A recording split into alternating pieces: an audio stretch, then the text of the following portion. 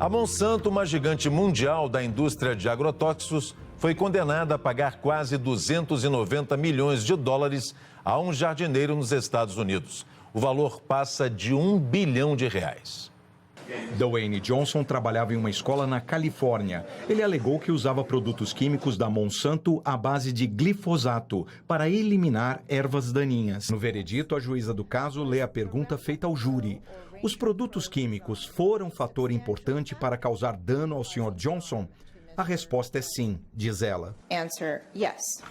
O da Agricultura afirma que proibição a agrotóxico é um desastre. Reportagem áudio e vídeo do Rio de Janeiro, repórter Rodrigo Viga. Se a justiça brasileira mantiver a decisão de proibir o uso de um componente químico, um herbicida conhecido como glifosato, isso vai representar um caos, um desastre para a produção agrícola nacional. O Ministério Público Federal, junto com a Anvisa, estão proibindo a comercialização, o uso e até mesmo a pesquisa de alternativas ao glifosato. O glifosato ele é tão importante como o fertilizante e a semente. Porque senão nós vamos parar de plantar, João. Nós não vamos conseguir, o produtor não tem como fazer isso. Então, eles querem, o Ministério Público quer que a gente pare de plantar? Então, vamos parar de plantar. Aí vamos ver a consequência que nós vamos trazer para a nossa população e para os 1 bilhão e 200 milhões de pessoas que alimentam os nossos produtos. Se a gente pode dizer que a agricultura ela fica refém a essas empresas de biotecnologias, a gente pode dizer isso? Certamente. Inclusive, quando a gente estuda o momento em que essas tecnologias são introduzidas, nós percebemos as estratégias comerciais. Por exemplo, antes da Monsanto lançar o seu primeiro produto, que foi a soja transgênica, ela comprou as principais empresas que produziam sementes no Brasil. De modo que ela preparou o mercado para ela entrar. Ela se associou com a Embrapa, que é a grande empresa pública brasileira de pesquisa. Ela tem um convênio com a Embrapa. A soja transgênica que a gente tem no Brasil é da Monsanto e da Embrapa. Portanto, ela liquidou qualquer concorrência possível e durante muito tempo, inclusive, houve muita dificuldade de obter sementes não transgênicas de soja e mais tarde de milho. Nós temos hoje uma soja transgênica. Essa soja foi patenteada por uma empresa chamada Monsanto.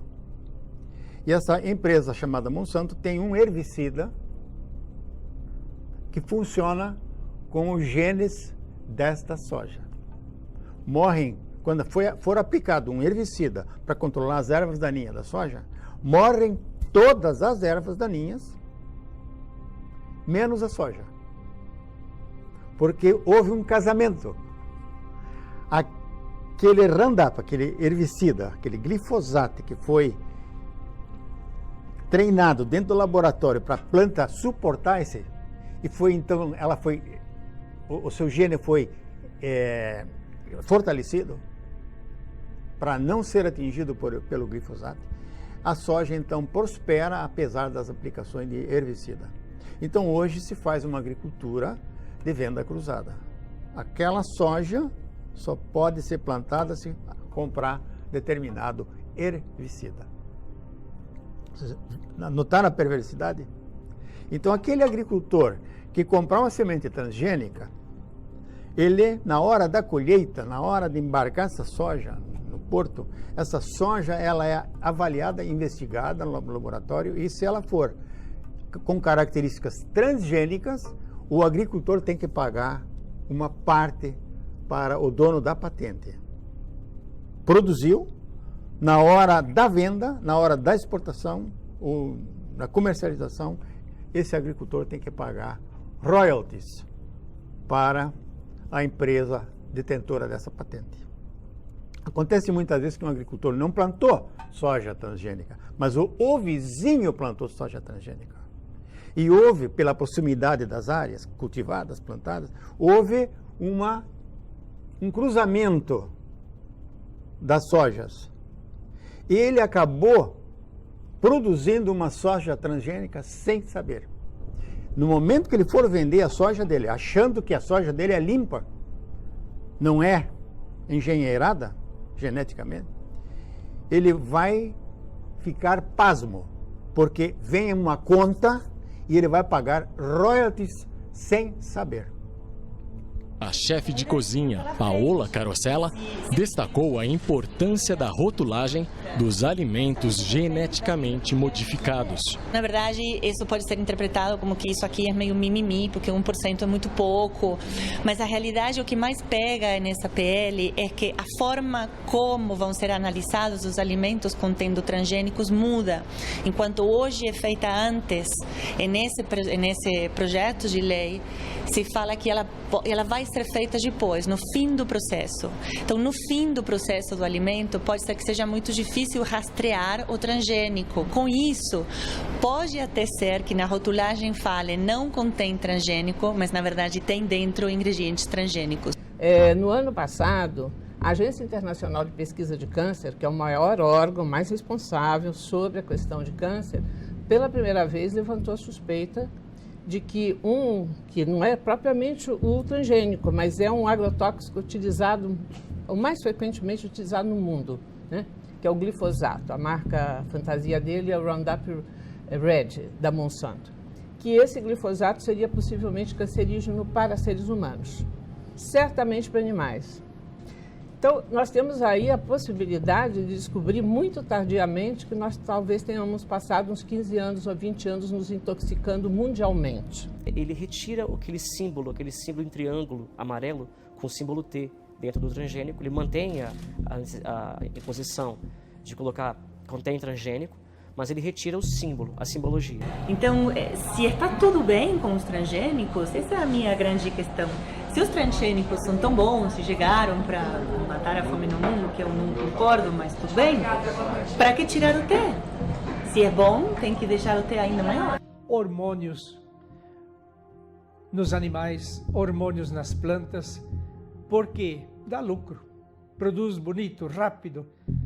Uma ave em 30 dias, 33 dias pode ser abatida, já está 1 quilo e pouco.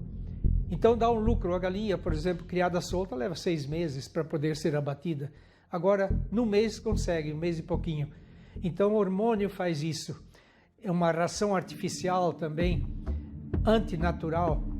E esses hormônios que estão por toda parte, nos peixes de criatório, no gado também, nas plantas, o que acontece? Eles causam câncer, muito câncer. 4 anos ou 3 anos atrás, o Gilles Serralini fez uma pesquisa com ratinhos. Ele alimentou um grupo com o milho transgênico, um outro com esse glifosato utilizado junto e um terceiro grupo com uma alimentação normal para controlar. E nos 2 primeiros grupos houve um desenvolvimento muito precoce de cânceres, tanto nas ratinhas fêmeas quanto machos. O primeiro-ministro francês Jean-Marc Ayrault anunciou nesta quinta-feira que, se o perigo dos organismos geneticamente modificados for comprovado, a França vai defender a sua interdição. A declaração foi feita após a publicação de um estudo pela revista Food and Chemical Toxicology, mostrando tumores do tamanho de bolas de ping-pong em ratos alimentados com milho transgênico da empresa americana Monsanto. Sementes geneticamente modificadas são chamadas as sementes do mal.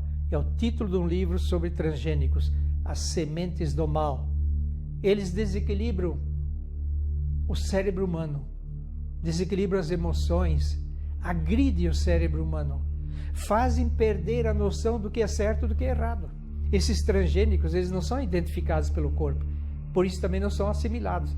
Eles vão se depositar em glândulas importantes, no hipotálamo, na hipófise, na tireoide, assim por diante. São os hormônios, os transgênicos, o micro-ondas. Essa ferramenta dentro de casa é um perigo. Um autor chega a dizer assim, Quem come regularmente comida passada no micro-ondas certamente morrerá de câncer. É uma fábrica de câncer. É uma comida morta, adulterada, totalmente sem vida. É um verdadeiro coice nas células. Um noticiário na televisão, faz poucos dias, dizendo assim: agora a humanidade pode estar tranquila, porque cientistas de diversas partes do mundo pesquisaram e concluíram: alimentos transgênicos não fazem mal à saúde. Misericórdia! Que patifaria! Primeiro alimento que mata. O que mais mata no mundo em relação a câncer? Líquido ou sólido? Falo. Independente. Tem dois? Tem dois, tem um líquido e tem um sólido. Vamos para o sólido, então. Sólido. O alimento mais cancerígeno do mundo, a substância, chama-se acroleína. A acroleína é o resultado do aquecimento do óleo da cozinha. Por exemplo, quando eu aqueço o óleo de cozinha a 100 graus, ele gera uma substância chamada glicerol. Até que só mata de infarto e engorda. Quando eu continuo aquecendo, e chega a 150 graus, ele gera acroleína. Acroleína, Mauri, é a mesma substância que sai do escapamento do carro na combustão da gasolina quando você liga o carro. As pessoas não param para pensar, mas óleo é óleo. A combustão de qualquer óleo gera acroleína. Qualquer tipo de óleo. Claro, e o Dr. Boarin, que é um dos maiores pesquisadores de acroleína do mundo, ele colocou 53 artigos científicos estudando esse assunto, destrói as fibras elásticas, envelhece 20 anos mais cedo e é a substância mais cancerígena do mundo. Até o tal do óleo de coco? Não, óleo de coco tem outro processo. Esse é o melhor óleo do mundo. Onde eu encontro acroleína em grande quantidade? Preste bastante atenção. O alimento que mais tem acroleína no mundo, nos dias de hoje, é a batata frita. Por quê? Nenhum comércio do mundo vai aquecer 20 litros de óleo, fazer uma porção de batatas fritas e jogar o óleo fora.